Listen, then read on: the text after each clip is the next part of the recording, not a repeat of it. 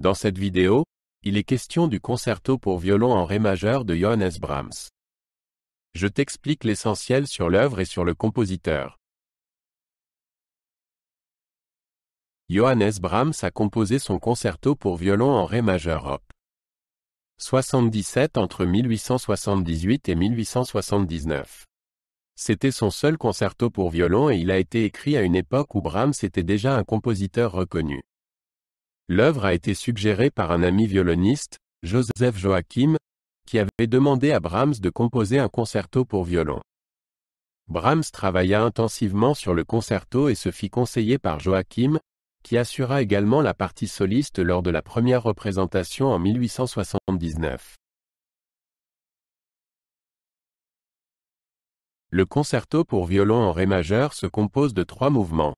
Un premier mouvement rapide, allegro non troppo, un mouvement central lent, adagio, et un mouvement final virtuose, allegro giocoso, ma non troppo vivace. L'instrumentation comprend, outre le violon solo, un grand orchestre avec des cordes, des bois, des cuivres et des timbales.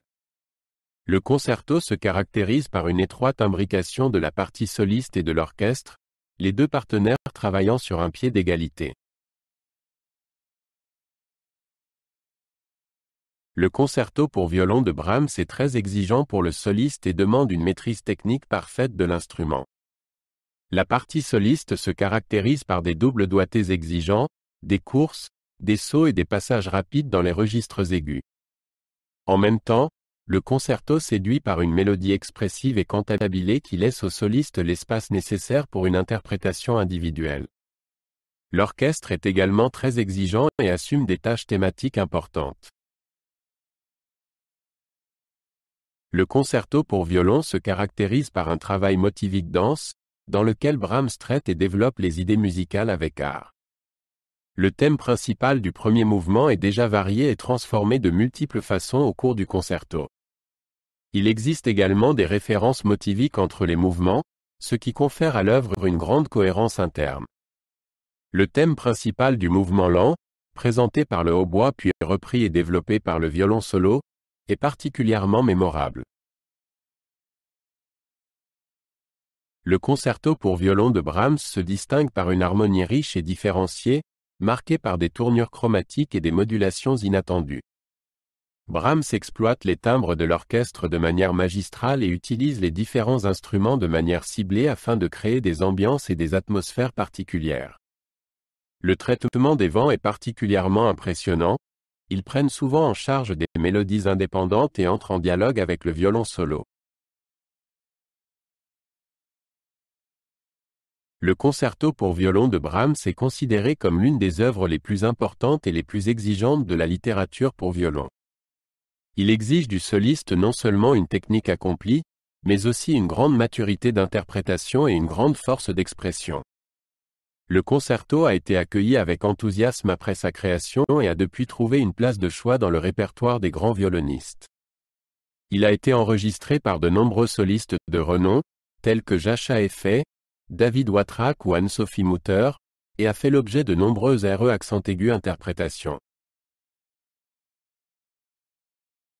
Le concerto pour violon occupe une place particulière dans l'œuvre de Brahms, puisqu'il s'agit de son seul concerto pour instrument à cordes. En même temps, il montre Brahms à l'apogée de son talent de compositeur et de maître d'orchestre. L'œuvre s'inscrit dans la tradition des grands concertos pour violon romantiques de Beethoven, Mendelssohn et Bruch, mais pose également ses propres jalons grâce à l'étroite imbrication du soliste et de l'orchestre et au travail artistique sur les motifs. Le concerto pour violon de Brahms a exercé une influence décisive sur le développement du genre au XXe siècle et est encore considéré aujourd'hui comme une pierre de touche pour tout violoniste. Il a incité de nombreux compositeurs à écrire leurs propres concertos pour violon, notamment Jean Sibelius, Alban Berg et Dimitri Shostakovich. Le concerto a également laissé des traces dans la culture populaire et a été cité dans des films et des séries télévisées. Le concerto pour violon est une œuvre qui n'a rien perdu de sa fascination et de son impact jusqu'à aujourd'hui et qui est sans cesse redécouverte et RE accent aigu interprétée. Le concerto pour violon de Brahms marque un point culminant dans l'histoire du genre et a eu une influence décisive sur l'évolution du concerto pour violon au XXe siècle.